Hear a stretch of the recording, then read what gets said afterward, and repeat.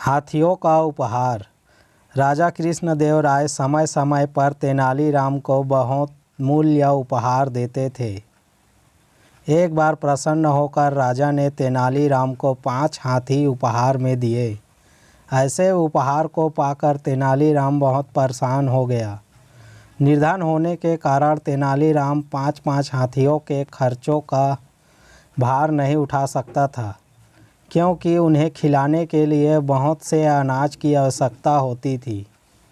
तेनालीराम को अपने परिवार का ही ठीक ठाक तरीके से पालन पोषण नहीं कर पाता था, अतः 5 हाथियों का अतिरिक्त व्यय उसके लिए अत्यधिक कठिन था।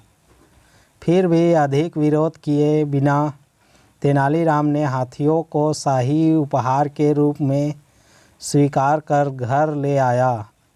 घर पर तेनालीराम की पत्नी सदैव शिकायत करती रहती, हम स्वयं तो ठीक से रह नहीं पाते, फिर इन हाथियों के लिए कहाँ रहने की व्यवस्था करें। हम इनके लिए कोई नौकर भी नहीं रख सकते। हम अपने लिए तो जैसे तैसे भोजन की व्यवस्था कर पाते हैं, परंतु इनके लिए अब कहाँ से भोजन लाएं। यदि राजा हमें 5 हाथियों के स्थान पर 5 गायें ही दे देते तो कम से कम उनके दूध से हमारा भरण पोषण तो होता।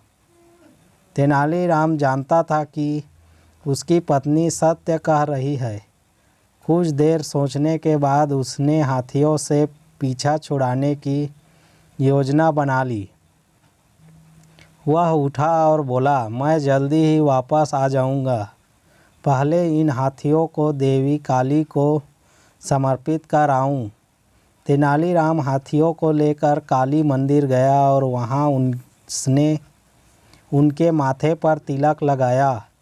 इसके बाद उसने हाथियों को नगर में घुमाने के लिए छोड़ दिया।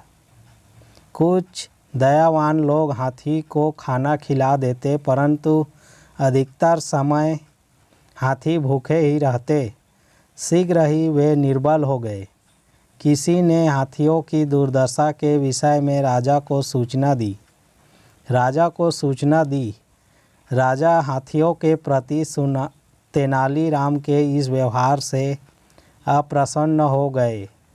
उन्होंने तेनालीराम को दरबार में बुलाया और पूछा, तेनाली, तुमने हाथियों के साथ ऐसा दुर्व्यवहार क्यों किया?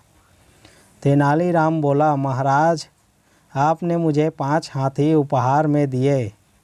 उन्हें अस्वीकार करने से आपका अपमान होता।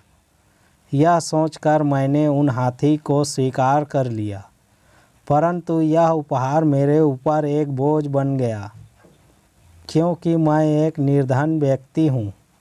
मैं 5 हाथियों की देखभाल का अतिरिक्त भार नहीं उठा सकता, अतः मैंने उन्हें देवी काली को समर्पित कर दिया।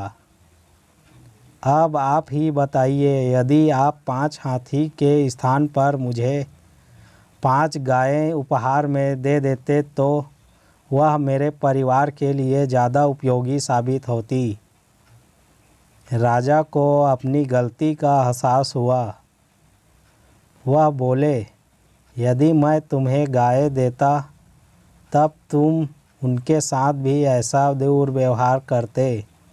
नहीं महाराज, गाय तो पवित्र जानवर है, और फिर गाय का दूध मेरे बच्चों के लिए पालन पोषण के काम आता। उल्टे इसके लिए वे आपको धन्यवाद देते, और आपकी दया से मैं गायों के व्यय का भार तो उठा ही सकता हूँ। राजा ने तुरंत आदेश दिया कि तेनाली से हाथियों को वापस ले लिया जाए तथा उनके स्थान पर उसे 5 गायें उपहार में दे दी जाए।